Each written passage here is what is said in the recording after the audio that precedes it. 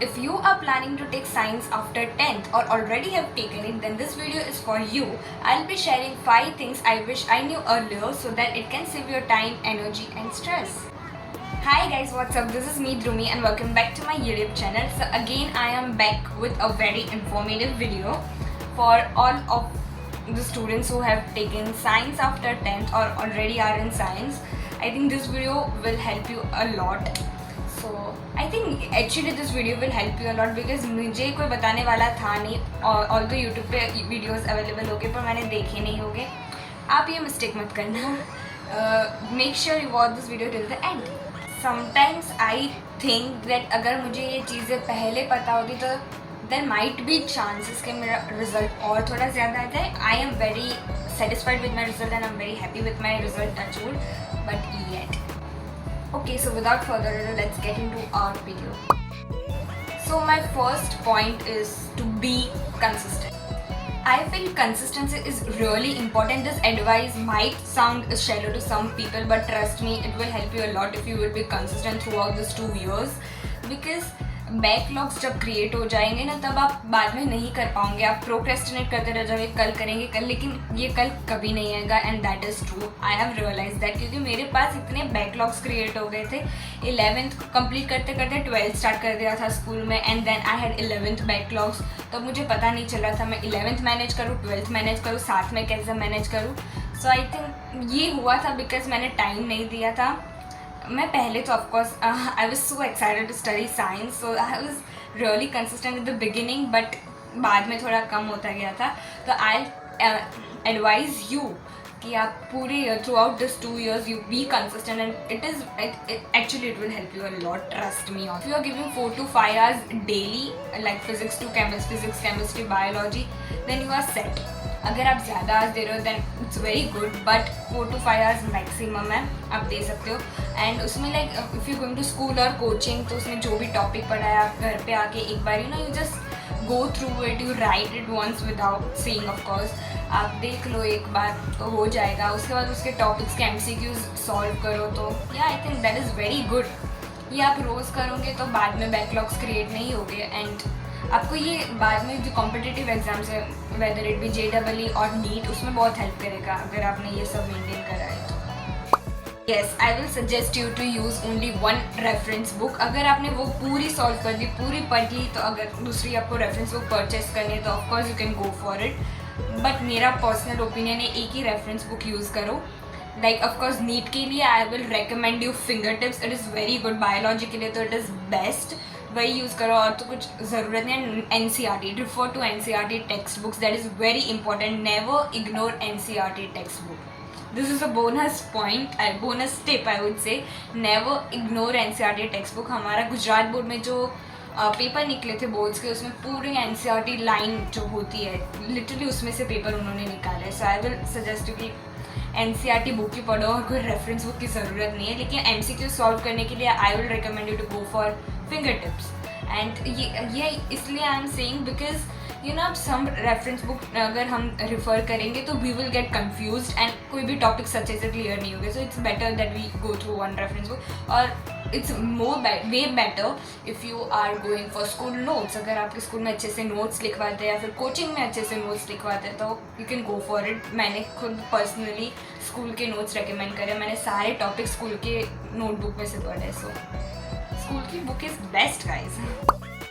Yeah, this is also very important. Like many students confuse between school and tuition. वो दोनों जगह पे जाते हैं which is I don't think it should be like that. Like आप school अगर choose करें तो ऐसे चूज़ करो जिसमें नीट की कोचिंग भी हो और बोर्ड की कोचिंग भी हो साथ में चल रही हो. और स्कूल की of course reputation in the sense उनका रिजल्ट अच्छा होना चाहिए. उस तरह से चूज़ करो. And if you are selecting coaching, if you are going for coaching तो of course there are so many coaching. अभी तो बहुत सारे अवेलेबल है. आप डमी करके कर सकते हो.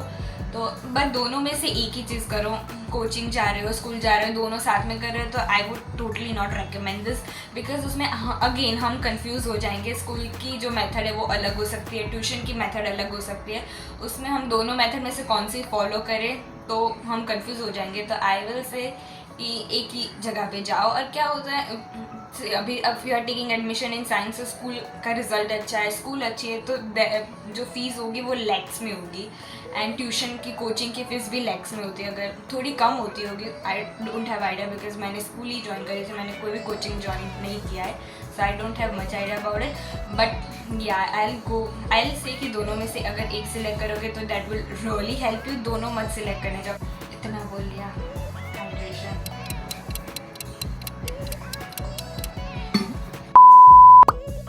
Don't compare yourself. When I'm saying this, literally it means a lot. मैंने खुद अपने आप को इतना कंपेयर, मैंने ये पॉइंट ओवर थिंकिंग वाले वीडियो में भी डिस्कस करा है। मैंने लिटरली सेल्फ डाउट करना स्टार्ट कर दिया था। Like in school I used to feel कि मुझे ही नहीं आता, सब सम सॉल्व कर रहे हैं, I am not able to do this, maybe I am not made for science stream. ऐसे जो हमारे दिमाग में चलता रहता है that we are not for science, we are not made for science. I think you should never talk to we should never talk to ourselves like that. ये मैंने कहीं पे सुना था that we should not talk to ourselves like that. We should always talk positive with us. जैसे हम दूसरों से बात करते हैं शांति से, हमें भी खुद से ऐसी बात करनी चाहिए. We should never demotivate us. So yeah, whatever, don't compare yourself. सब अपनी अपनी जगह पे, सबका माइंड कैपेसिटी पावर सबका डिफरेंट है। तो अगर ऑपोजिट पर्सन जो है वो अभी कैचअप कर, उसका माइंड पावर ऐसा है कि वो अभी कैचअप कर रहा है, और आपका थोड़ा माइंड पावर ऐसा है कि अब घर जाओ, रिवाइज करो, एक बार लिखो, फिर कैचअप करोगे, तो दैट्स ओके, क्योंकि एंड में हम सबको आने ही वाला है।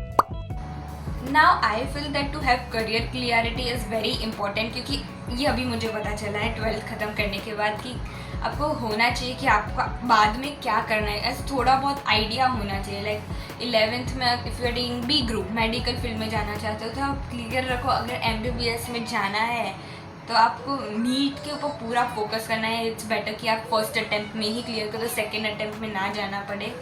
तो ये क्लैरिटी होनी चाहिए। अगर आपको कोई और फील्ड में जाना है, फार्मेसी में जाना है, तो भी फोकस होना चाहिए कि नीट तो करना ही है, हम फर्स्ट अटैम्प्ट में क्लियर कर ले तो बेटर होगा। आई फील आपको बात पता होगा जब कि आप 12th के बाद आप क्या करोगे, तो आप ज़्यादा फोकस से पढ़ पाओगे, मुझे ऐसा लगता है। क्योंकि मुझे I was like okay medical field में जाना है, बस मुझे इतनी क्लैरिटी, मेडिकल फील्ड में कौन सी लाइन में जाना है, I never thought about it honestly.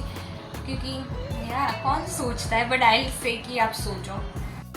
Here's a bonus tip. I would say, see, अभी ये भी एडवाइस आपको ऐसे लग सकती है, but if you are in 11th तो अभी से 11th स्टार्ट होने वाला, अगर स्कूल में स्टार्ट नहीं हुआ तो अभी से ही पढ़ाई स्टार्ट कर दो। क्योंकि 11th का कोर्स मुझे बहुत लंबा लगा था, और मुझे लगा था मैंने कंप्लीट नहीं किया पूरा 11th। सीरियसली मुझे बहुत लेंथी लगा था 11th का syllabus. So I suggest you कि अभी से आप ऑनलाइन स्टडी स्टार्ट कर दो, जो यूट्यूब पे वीडियोज़ अवेलेबल होते हैं वहाँ पे स्टार्ट कर दो। तो आप when you will go in to school तो वो चैप्टर्स रिवाइज हो जाएंगे, एंड उसके बाद के जो चैप्टर्स है वो ऑफकोर्स स्कूल में कराएंगे या कोचिंग में कराएंगे। तो या स्टार्ट स्टडिंग फ्रॉम नाउ। बाहर लाइट भी चली गई है, सो या whatever, video comes to an end, and I really hope that you found this video helpful, and if you did then you can share it with your friends तो उनको भी help हो जाए। And yeah, I'll see you guys in the next video. Till then, take care and thanks for watching.